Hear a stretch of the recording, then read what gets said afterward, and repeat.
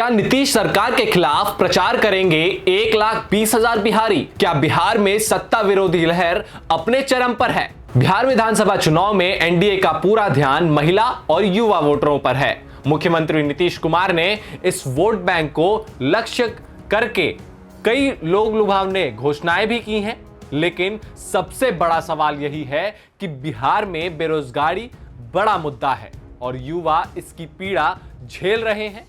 नीतीश कुमार ने युवाओं को रोजगार देने की कई घोषणाएं की हैं, जिनमें शिक्षकों की भर्ती भी शामिल है। TRE 4 की घोषणा की गई, लेकिन इसका नोटिफिकेशन जारी नहीं किया गया है। अब उम्मीदवार इस बात को लेकर चिंतित हैं कि यदि विधानसभा चुनाव की घोषणा हो गई और तब तक परीक्षा का नोटिफिकेशन जारी नहीं हुआ तो क्या होगा? यह भर्ती रुक जाएगी? तो आज हम आपको इस वीडियो में बताएंगे कि मुद्दा चुनाव के लिए यह कितना बड़ा है और इससे मुख्यमंत्री की कुर्सी कैसे हिल सकती है, और यह भी बताएंगे कि कैसे 1,20,000 बिहारी नीतीश के खिलाफ प्रचार करने वाले हैं। नमस्कार, मैं ओमशील और आप देख रहे हैं यंग भारत न्यूज। एनडीए लगातार ये फोकस कर रही है कि आखिर महिला वोटरों को और युवाओं को कैसे लुभाया जाए और आखिर इस पर काम कैसे किया जाए। लेकिन एक बहुत बड़ा सवाल बिहार के लिए और बहुत बड़ी चुनौती नीतीश कुमार और एनडीए सरकार के लिए है कि बेरोजगारी उस राज्य से कैसे खत्म हो। जिस तरीके से पूर्व में पेपर लीक का मुद्दा इतना बड़ा हुआ बिहार में और जिस तरीके के प्रदर्शन और युवाओं में आक्रोश देखने को मिला, वो एनडीए को क्षति पहुंचाने के लिए काफी ज्यादा चिंता करने वाला विषय था। लेकिन सवाल फिर से यही उठता है कि जो नीतीश कुमार ने चुनाव से ठीक पहले ये घोषणा किया कि युवाओं को रोजगार दिया जाएगा और शिक्षक अभ्यर्थी जो शिक्षकों के लिए बहाली होनी है, जो कि 1,20,000 पदें जो खाली हैं उन पर परीक्षाएं होनी थी, उनकी नियुक्ति होनी थी, नोटिफिकेशन जारी होना था, लेकिन वो अभी तक नहीं किया गया है। नीतीश कुमार ने यह दावा किया था कि चुनाव से पहले इस प्रक्रिया को निपटा दिया जाएगा और इसको खत्म कर लिया जाएगा। लेकिन सवाल यह है कि क्या यह प्रक्रिया चुनाव से पहले होगा? क्योंकि अगर आचार संहिता लग जाती है और चुनाव की घोषणा हो जाती है तो कोई भी परीक्षा, सरकारी परीक्षा की घोषणा नहीं किया जा सकता है। अब सवाल इसमें यह है कि जितने भी अभ्यर्थी हैं उनका साफ तौर पर यह मांग है कि उनकी मांगों को सुना जाए और चुनाव से पहले अगर सरकार नोटिफिकेशन जारी नहीं करती है उन शिक्षकों के लिए जो कि परीक्षा देना चाहते हैं और जो नियुक्ति जो नोटिफिकेशन का इंतजार कर रहे हैं सरकार के, तो वो प्रचार करेंगे। और एक भारी नाराजगी इसके लिए भी है कि जो 1,20,000 शिक्षकों की बात कही गई थी, 1,20,000 पदों की बात कही गई थी, उसको लेकर अब संशय बना हुआ है। क्योंकि एक तरफ तो नोटिफिकेशन सरकार द्वारा जारी नहीं किया जा रहा है, दूसरी ओर ये सवाल है कि नोटिफिकेशन जारी तो हो ही नहीं रहा, साथ ही साथ जो 1,20,000 शिक्षकों की बात कही गई थी, अब वो 26,000 शिक्षकों की बात कही जा रही है कि जो नोटिफिकेशन जारी होगा वो सिर्फ 26,000 शिक्षकों के लिए जारी होना है। लेकिन अब सबसे बड़ी चुनौती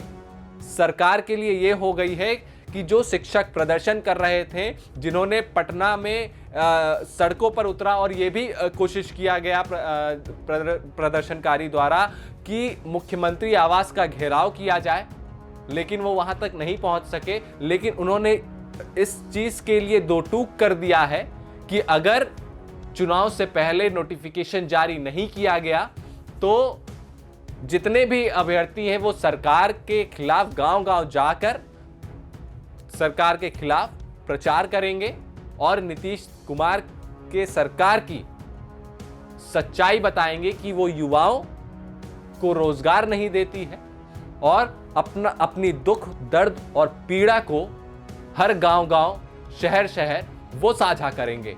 अगर चुनाव के ऐलान से पहले ये नोटिफिकेशन जारी नहीं होता है और ये समझौता सरकार और शिक्षक अभ्यर्थियों के साथ नहीं होता है तो ये बहुत बड़ा मुद्दा चुनाव के लिए हो सकता है, क्योंकि अगर 1,20,000 शिक्षक हैं तो वो कहीं ना कहीं काफी प्रभावशाली, और जिस तरीके से बयान भी दिया जा रहा है प्रदर्शनकारियों द्वारा कि ये चुनाव से पहले अगर नहीं हुआ तो इसका खामियाजा नीतीश सरकार को और एनडीए को भुगतना पड़ेगा।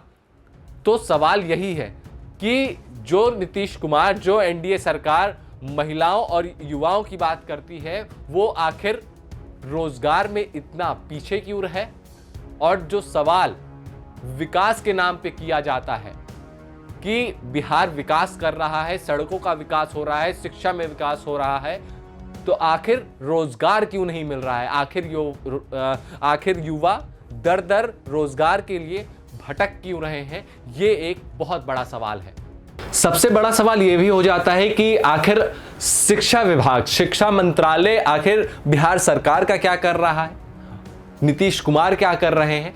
उनका क्या बयान है? वो क्या कहना चाहते हैं? जब इन सारे मसलों पर जब सवाल किया जाता है शिक्षा मंत्री सुनील कुमार से, बिहार के शिक्षा मंत्री सुनील कुमार से, तो उनका साफ तौर पर कहना होता है कि जो परीक्षाएं हैं वो चुनाव के बाद कंडक्ट कराई जाएगी, और वो परीक्षा दिसंबर के बीच के महीने में, यानी 16-17 दिसंबर के दौरान इस परीक्षा को कंडक्ट कराया जाएगा, और उसके बाद इसका जो परिणाम है, जो रिजल्ट है, वो जनवरी 2026 में आएगी।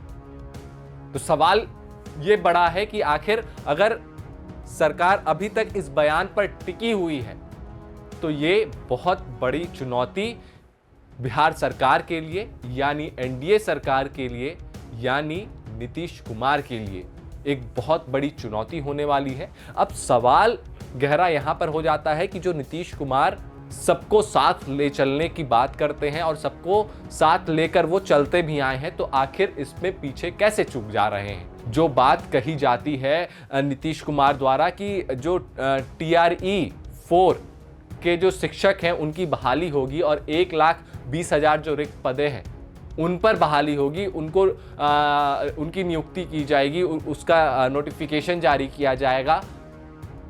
लेकिन वो लोग लुभावने वादे तो कर देते हैं, घोषणा तो कर देते हैं, लेकिन अब चुनाव आने को है।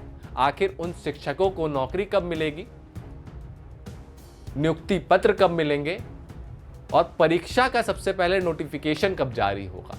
ये एक बहुत बड़ा सवाल है। और अगर ये परीक्षा दिसंबर में कंडक्ट कराया जाता है तो यकीन मानिए ये बिहार सरकार के लिए एक बहुत बड़ी चुनौती होगी, और इससे बिहार की कुर्सी हिल सकती है। आपको ये वीडियो कैसा लगा? वीडियो को लाइक करें, चैनल को सब्सक्राइब करें और कमेंट करना ना भूलें। नमस्कार।